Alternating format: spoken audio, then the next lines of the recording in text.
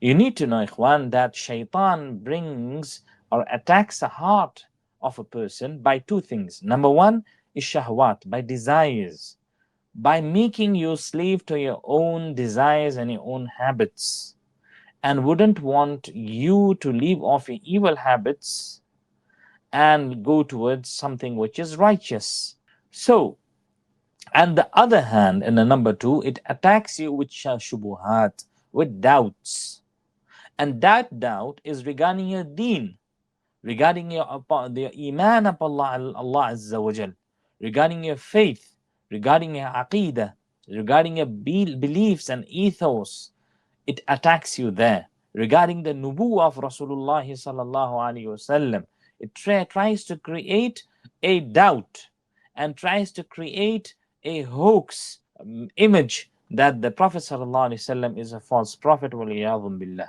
So we need to be very, very careful that we are dealing with a force which is powerful apparently, but they are not.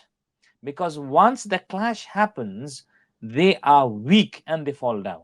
That's the reason when you see any atheist or any so called intellect orientalist, when they attacked Islam and the Mustashriqeen, they came and attacked Islam by writing books or speaking against a person, a well qualified scholar or a da'i. When they refute them, فَبُهِتَ الَّذِي كَفَرَ, it happened as if that kufr was belittled in front. When Ibrahim alayhi salam, like Ibrahim alayhi salam, went to the leader Namrud and gave him da'wah, and he said, my Lord is the one who gives life to the death. So the Namrud, what he said is that, you see, the king of that time, the Fir'aun of that time, you see, even I can do that by freeing a slave who was to be captured, who was to be killed, and leaving off the one who was killed. So that was very surprising when he did that, and he said, see, even I have the ability to free somebody and kill somebody and give life.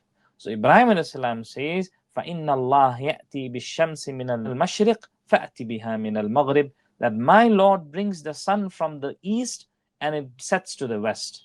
You bring it from the rises from the west. And Allah says, فَبُهِتَ الَّذِي كَفَرَ. Yani his argument of Nimrud was belittled as a dust.